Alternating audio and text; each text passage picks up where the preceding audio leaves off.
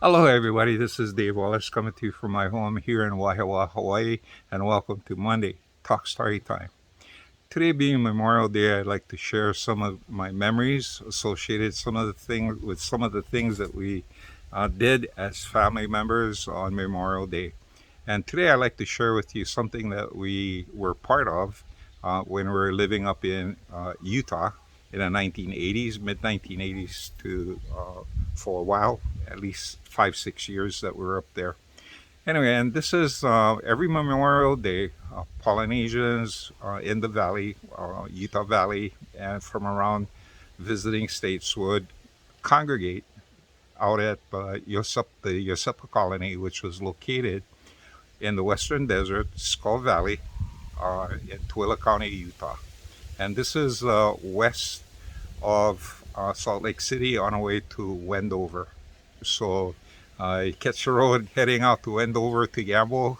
There's a left that you need to turn in at Skull Valley. And if you follow that road, you'll come to uh, what, what still remains of the colony. Today, they have a pavilion and they have a lot of different things there that was built over the years. There's a memorial there. There's a monument that was designed by Bishop Kamaoha and family that helped put this thing together. Anyway, back in the 1980s when I moved my family to Utah and we first started going out, the gathering was really small.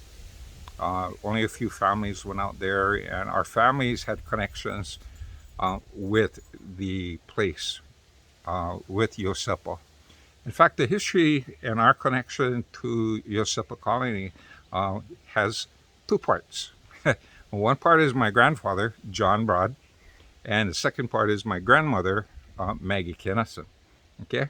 And the situation was this. In fact, it's going to sound like a Greek tragedy.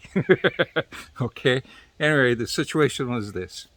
When the Mormon Church sent the missionaries to Hawaii, immediately and stuff, they started getting a lot of converts. And as they started to join the Mormon Church, they realized that there was something missing from their practice. And so the faithful who wanted to have full access to everything that the Mormon Church offered decided to move to Utah, Salt Lake City, Utah, where they could attend the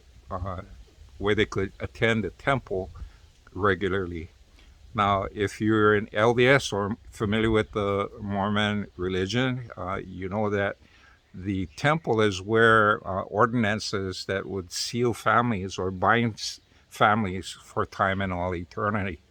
So that was an important thing. And for Hawaiians, the concept of family is very important. We hold our genealogies and respect our family lineage very, very much. So this was something that was uh, very attractive for the Mormons with the Mormon religion. Okay, so my grandfather was a young boy, and my great grandfather Charles, his father, decided to move to Utah and live there so that they could be full members of the church. Okay, so that's a Hawaiian side. All right, on the on the other side of the family, my grandma Maggie, Maggie is actually from further south from Hawaii. She's from Samoa, and she is part Scottish. That's the Kennison side. Her father was Scottish, and her mother was Samoan. Okay, and so she was Hafkasi. Okay, not only pure Palangi, but she also had Samoan. And so that's where they lived. Now, my great grandmother was living there. She's pure white, and she's seen her pure white Palangi sons and daughters beginning to marry into the Samoan race, and she panics and she wants to preserve the lineage. And During this time period, the Mormon Church also had missionaries going to Samoa, and these Mormon missionaries started to befriend people, and a couple, a missionary couple from Castledale, Utah, became really good friends with the family, my great grandmother. So when this couple, the Allens from Castledale, Utah, um, were nearing the end of their mission, my great grandmother approached them and asked them if they could take her youngest son, um, Thomas Kennison, and my grandmother, Maggie, to live with them up in Castledale, Utah, so they could be kind of like westernized and kept away from the Samoans and Polynesians. And so the Allens agreed. And when they reached home, the Allens finally reached home, and they were, taking care of my uh, great granduncle and my grandmother. Uh, when the Allens heard that there was a Polynesian colony just further west of them in Iosepa, they decided that it would be good for my grandmother and Thomas to be familiar with their culture.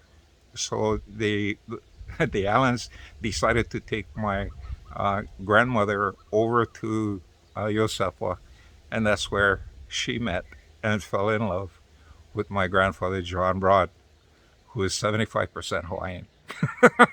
Okay, so sometimes when you try and avoid a situation, you just open up a new one, new opportunity, and a back door to making the inevitable happen. So, my grandmother and grandfather, John Broad and Maggie, uh, got married. They were very young, and they did have two children while they were still living in Iosepa Colony. And those two children are my two oldest uncles, Edwin and Uncle Lionel. Okay. And so while we were living up in Utah, we had the opportunity to go there because, like any other settlement, there are people that died, and there's a small graveyard of the people that remained in Yosepa, buried there. And the one of the first things we did collectively was to try and build a fence. Actually, a family, the Haas family, that was living in Provo during that time, spent money out of their own pocket to fence in, uh, build a uh, chain link fence to protect the uh, the place from the cattle, because it was a cattle ranch. Okay, and during our stays up there, we used to go up on Memorial Day weekend, starting off with a Friday, and we'd spend the entire weekend just camping, cleaning the graves, and looking at the graves to see the grave site to see what can we do to protect the graves. So building the fence was one, and eventually over the years, the different committees that took over this. They built a pavilion, and I think there's showers, there's a bathroom. And I have not been back to Yosepa since I left Utah in 1987. So I only see pictures of it now. But my cousins and other family members who continue the tradition of going out there continue the work. Okay. And anyway, so this is my tradition for Memorial Day, and I hope you folks had a safe one. And for the people that made it out to Yosepa this year, thank you for honoring our people the faithful that traveled to Utah during the early phases of the church. Now, Yosepa Colony eventually closed down when the Mormon Church was able to acquire um, the Laie, and plans were made to build the temple. And most of the people that decided to leave Iosepa, not everybody wanted to leave, but the ones that did decide to come back settled on the same road. And my grandfather was one of them. Okay, my grandfather and my grandmother was one of them. And because all of these people came from the colony, settled on this road, the road is called Iosepa Street. And Iosepa Street is still there in Laie. And our former family lands is right at the corner of Iosepa Street and Halila'a, which is right across Laie Elementary. That's where my grandfather he lived, and that's where I lived when I was attending Kohuku High School. Anyway, so that's the history of the place and my family, and all associated with Memorial Day.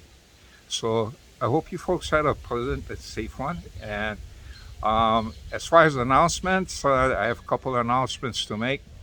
The second episode to Angels, Ghosts, and Demons are out on Amazon Vella, actually Kindle Vella, and you folks can read the three, right now the two episodes absolutely free, and take a look at it. Thank you for your patronage. Also today I received the final draft for my book called Dream Dancer, and I'll be looking at it and proofing it and making sure there are some things that needs to be fixed. So I'm sending it back to the writers to fix it, and then we'll have it edited and get ready for printing. The next thing in the process is designing a great cover. Okay, so it's a process and it's taken a while, but I'm learning as we go, and hopefully we can get this book out, the series, the first book in the series out in at least it's going to take about 3-4 more weeks. So it looks like we're going to have to push back the release date to about July. Okay, so until then, another thing, um, if you're following my predictions for the lottery, I was really happy to see 5 of the 6 numbers hit. Okay, so 5 of the 6 numbers hit, and on my Friday prediction for Saturday Powerball, and so things are looking good. Okay, so we're coming into the new moon phase when I'm normally better in predicting things. I guess under the cover of the moon, when the moon is blanked out, I do better. Okay, so expect better things. Anyway, until until Friday when I post for the Powerball, folks, be careful out there and take care of each other. And until then, this is Dave Wallace from Waihoa, Hawaii, saying mahalo and aloha.